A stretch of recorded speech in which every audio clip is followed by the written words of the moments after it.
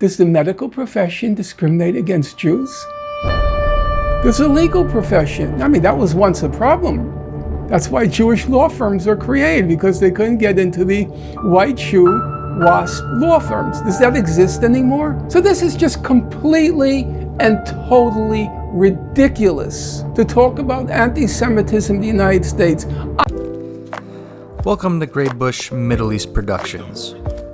Today's topic is a very troubling one, and it is the growing prevalence of anti-Semitic hate crimes in the United States.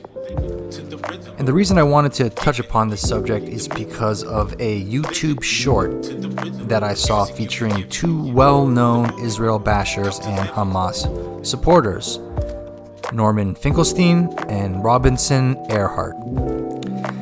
Norman Finkelstein is a disgraced academic and professor who's been unable to find work teaching at a single community college in the United States, and who has instead carved out a well-paying niche on social media. He's one of the most famous of all the self-hating Jews, and when I say he hates Jews, let me tell you, he really hates Jews.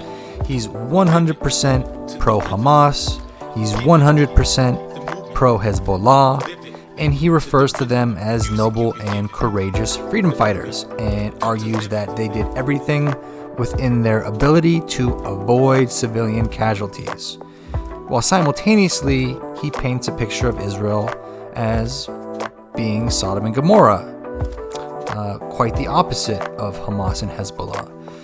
Genocidal, ethnic cleansing, racist, apartheid state, out to eliminate the poor Arabs of Palestine. As for Robinson Erhardt, I know very little about him other than that he's a podcaster, and he currently studies philosophy and math as a Stanford graduate student. Now, there's a rumor that Robinson is actually the unnamed teaching assistant who was kicked out of his teaching assistant position in Stanford for being caught spreading pro-Hamas anti-Semitic propaganda to his students. Apparently there was a teacher's assistant in Stanford who was attacking Jewish students solely based on their race, calling them colonizers and genocide supporters and settler colonialists and all that nonsense, just because they're Jewish. Now, I'm not 100% sure that Robinson Erhardt is this disgraced teaching assistant, but I have a sneaking suspicion that he is. If there are any online sleuths who happen to hear this and know something about it, please don't hesitate to leave a comment in the comment section.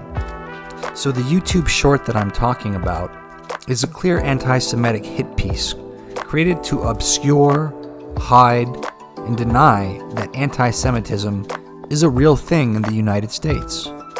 The message is very clear in that there is no such thing as anti-Semitism, and that whoever says that is blowing smoke in your face. So the short starts out with Robinson explaining to Norman that he believes anti-Semitism is a real problem in the United States, and he explains that it's not because he ever experienced it personally, but because he's heard of people cracking Jewish jokes and not being held accountable for it, while people are held accountable for cracking other racist jokes. Now, obviously, Robinson doesn't feel this way, right? He feels the exact opposite of this. What he's trying to explain and get people to feel is that anti-Semitism isn't a real thing in the United States at all. Now, whether he believes this nonsense or not is unclear.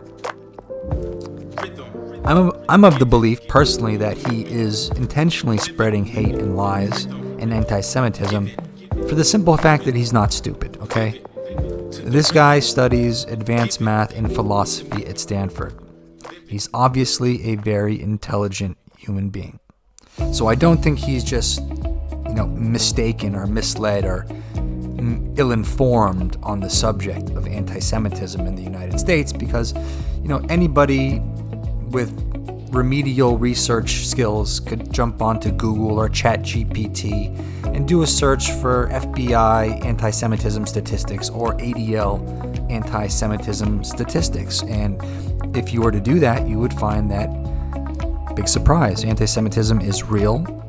Hate crimes are growing at an alarming rate, and they include a large portion of violent hate crimes, not just harassment, graffiti, but actual violent hate crimes against Jewish people. So Finkelstein then interrupts Finkelstein then interrupts Robinson, feigning surprise, and goes, "Oh, is that what you've experienced? You think that there's anti-Semitism? Let me ask, are you Jewish?" And Robinson responds, "Well, I'm half Jewish." Then Norman goes on in his sly, condescending, pseudo-intellectual kind of a way, rants about how there can't be anti-Semitism in the United States any longer because there are many Jews in many prominent positions in America, such as education, academia, law, medicine, technology, government, etc., so on and so forth. Now, Norm is 100% right. Jews do enjoy a lot of very powerful jobs in the United States, powerful and high paying. But that doesn't mean that anti-Semitism does not exist. In fact, there's an abundance of data proving not only that it exists, but that it's growing at an alarming rate. So let's just take a look at some of that data. So you can go and search FBI hate crime statistics.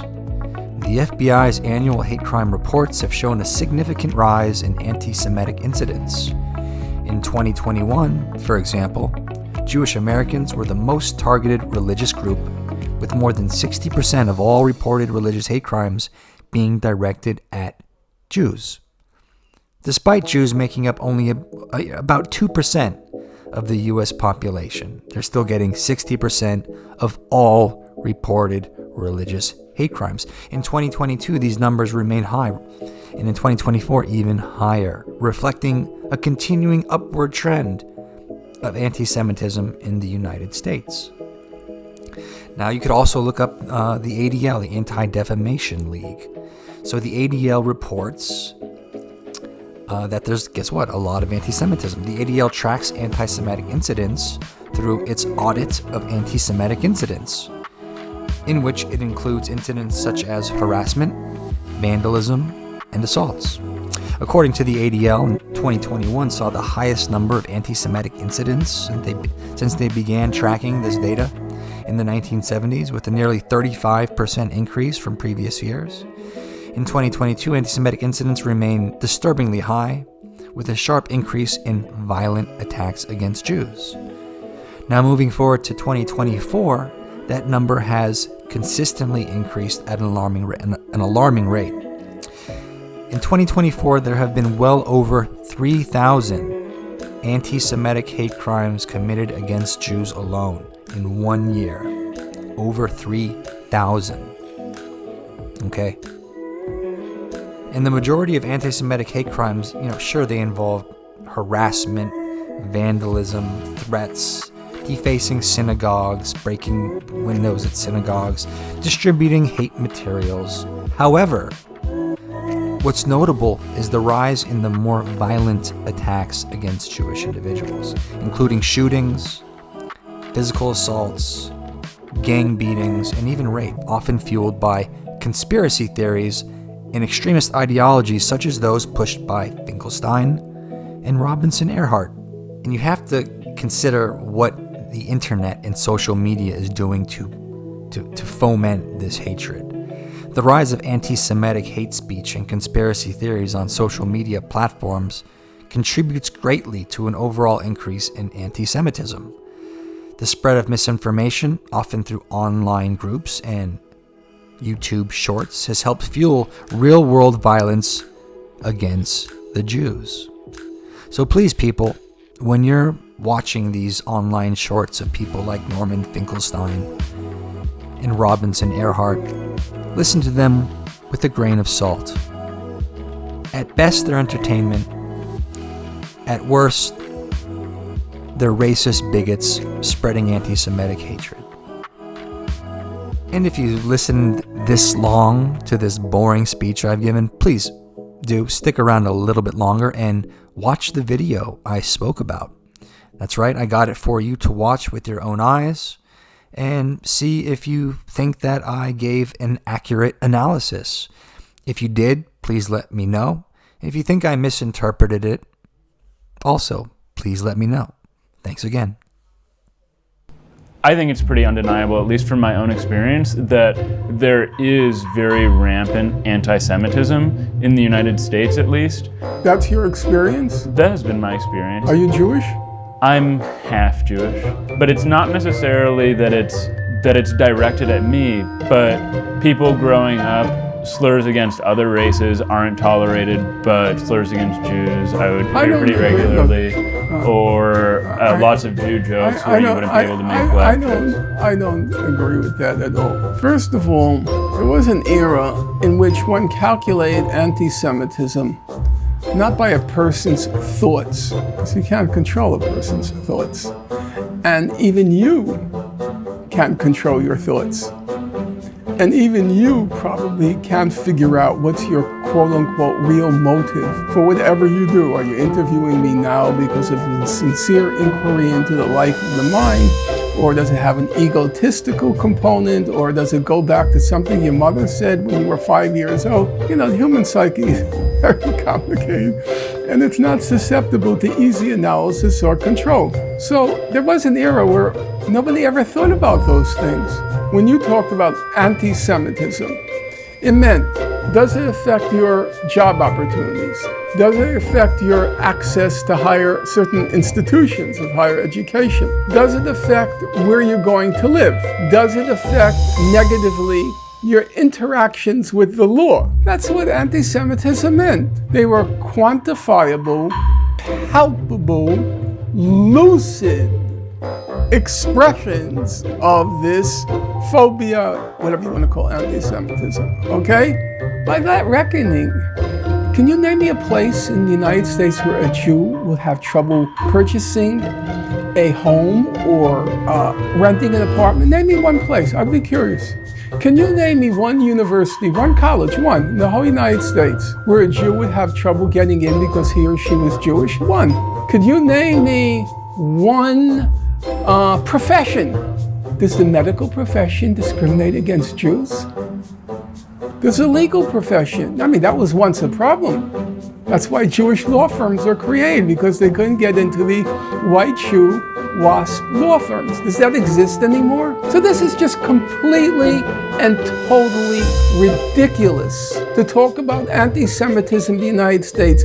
On the contrary, being Jewish gets you into professions.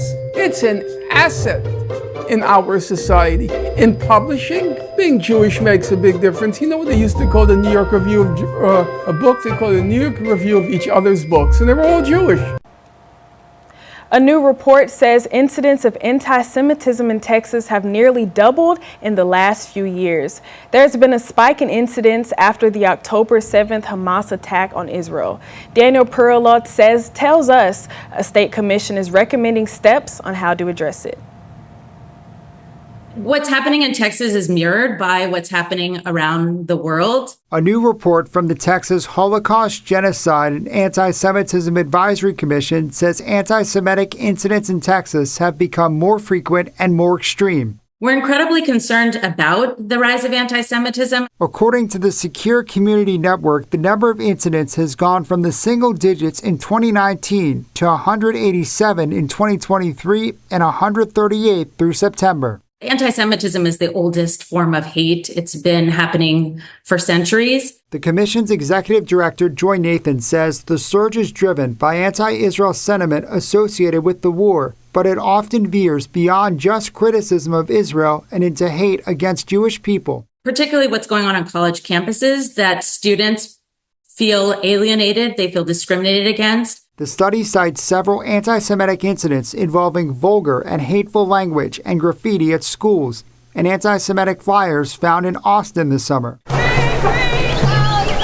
The tensions peaked in April when protesters tried to set up an encampment on the UT Austin campus, leading to a clash with campus police and state troopers. I think the college protests just show where the needs exist. The commission has 7 recommendations, among them asking state lawmakers to make it a crime to wear a mask while committing crimes, something often seen during anti-Israel protests. What we're finding is that the covering of the faces is used as an intimidation. Another recommendation, adopting the International Holocaust Remembrance Alliance's definition of anti-Semitism in K-12 schools. In order to be able to call it anti-Semitism, you have to know what anti-Semitism means. The commission also wants the state to continue providing security grants for Jewish locations and plans to provide anti-Semitism training to educational institutions.